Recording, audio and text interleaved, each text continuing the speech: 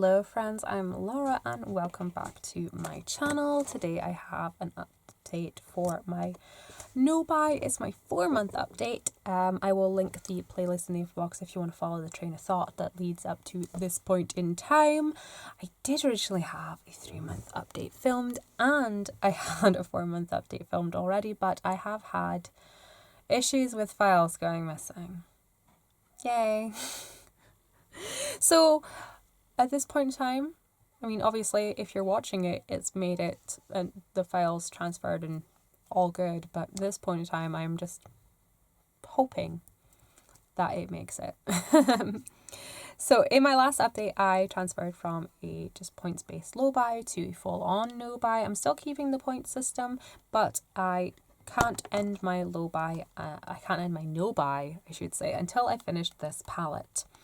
This is the Tartlet in Bloom palette. I had 0 pan in it when I rolled this into a project, and throughout 2023, this is going to be the star of the show in my Pan That Palette series. I'm hoping to pan multiple palettes over the course of 2023. I mean like small ones, like little trios and duos and quints and things. But also this palette. So we'll see how that works out for me. But yeah, so far, so good. I mean, in my natural consumption as a makeup purchaser, I do, especially over the last 5 years or so, I have had a natural progression of going about a 3, maybe 4-month period without purchasing makeup or feeling the urge to purchase. And usually by that time, there is a bit of a wish list going. At this point in time, I'm at the 4-month mark. There are a couple of things that have caught my eye, and by a couple, I really do mean just a couple. Not even like a couple, like a couple is just 2, isn't it? There's like 3-ish, 4-ish. A small handful. There's a small handful. My biggest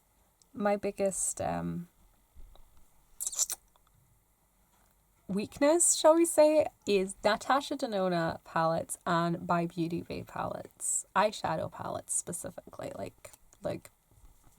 But those 2 companies, By Beauty Bay and Natasha Denona, I know it's bizarre because they're like polar ends of the spectrum, but it is what it is. Those are my gravitational pulls. And there have been some launches. There has been the Natasha Denona My Dream palette. There is the Retro Glam palette that's coming out. There's been a couple of palettes from By Beauty Bay, the new Vibes palette, I believe it's called, and then there was a Halloween one that came out that was actually really kind of cool. It had some like really nice dark smoky jewel tones and some vibrant electric pops.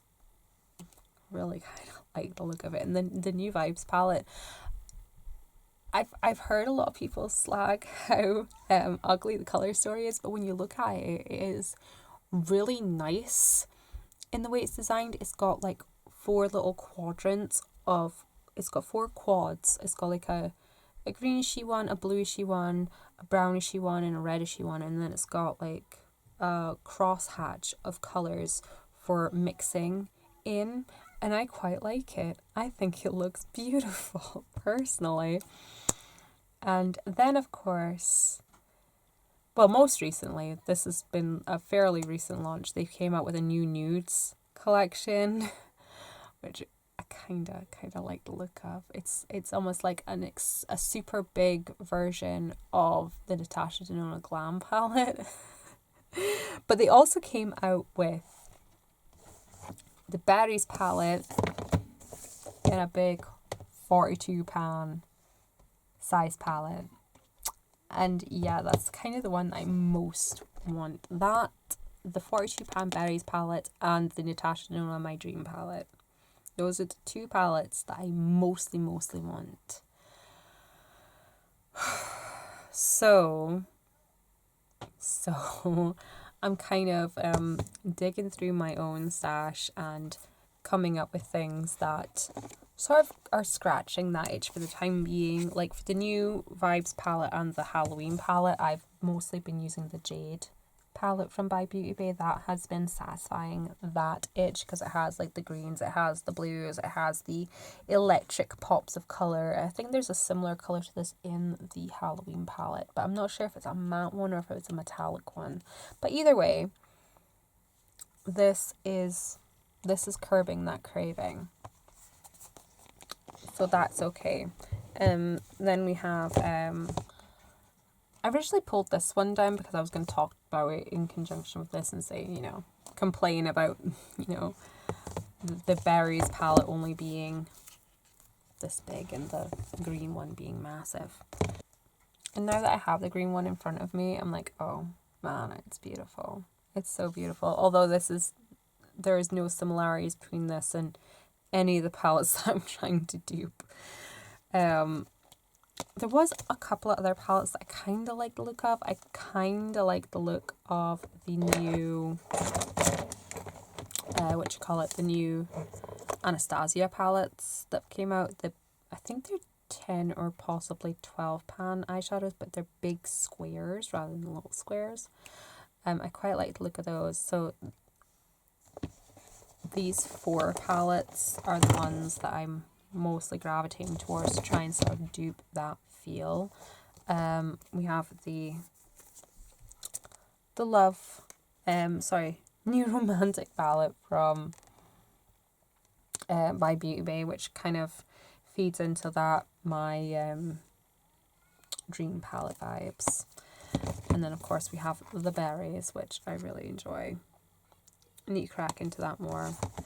The Fiery 2.0 palette, I kind of thought would curb the vibe for the berries extra large palette, but it just doesn't. There is, I don't know, like this one row and part of the bottom row, I'm holding this upside down, but this one row and these 2 rows here kind of fill that void, but not really. Which is kind of why I pulled out the New Romantic palette. And the other palette that I've been sort of gravitating towards to try and fill that void is the Equalizer 2 from Sample Beauty. I freaking adore this palette so much.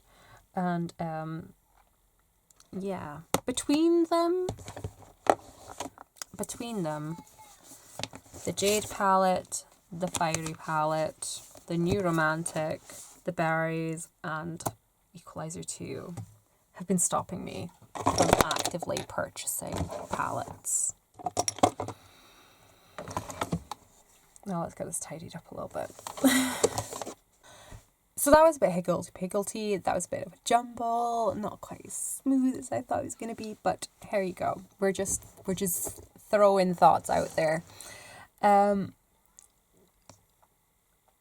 So I kind of entertained the idea of when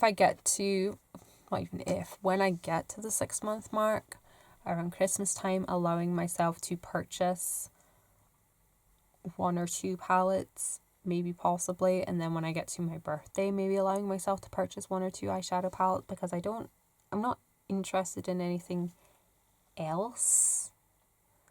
But at the same time, I've already established my point system and made the commitment to the palette to use up the palette before I purchase anything else. So it's kind of like, yeah.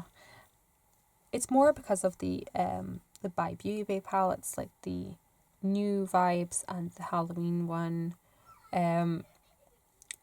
They're most likely going to be limited edition ones, and I don't know how long after that they're going to be hanging around. And I kind of really like them and kind of want to have them in my collection.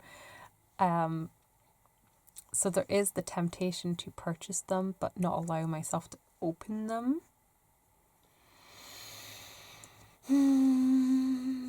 Here I go with rationalizations. Let's nip that in the bud, right?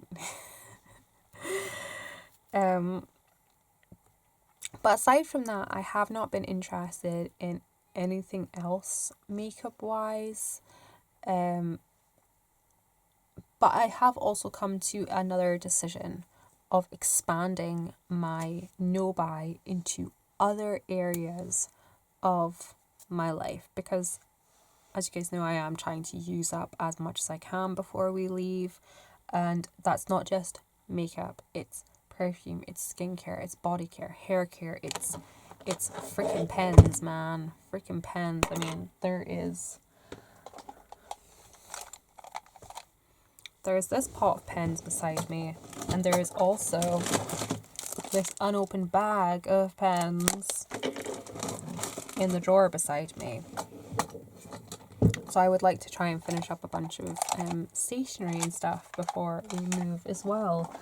I don't want to humph around any more books, so I've also decided not to purchase any more books until we actually move, unless it is a necessary book. Like, there are some books that I would like to read, like on self-improvement, on conscious parenting, on just general parenting or homeschooling type topics that I can get good prices second hand. Then sure, having a physical copy, great. But other than that, I'm not purchasing any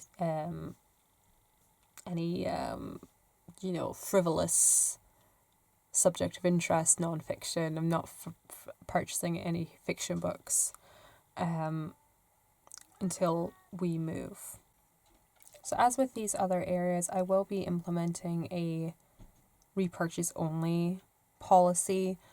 So like in terms of stationery, if I run out of Tipp-Ex, I'm allowed to buy some Tipp-Ex because I need some damn Tipp-Ex. If all my highlighters run dry, I'm allowed to buy some highlighters. If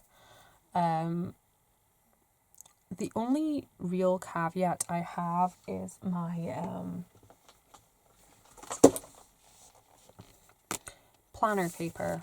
I got this from Primark a while ago. In my planners, I use this dot grid six hole paper that fits in perfectly. It's reasonably priced. You get a good decent amount of paper when you buy a pack of it. But if I run out of paper because I need specific paper to fit these specific folders, I mean, it's still technically a repurchase though, isn't it? But it's not like I'm out of paper, you know? But the reason I'm okay with repurchasing this paper when it runs out is because I take these little A5 binders with me to work and out and about, and it helps me do a lot of note taking, a lot of writing and everything while I'm out and about. And I've got these little dividers in it, so like I can section off, like one bit will be for like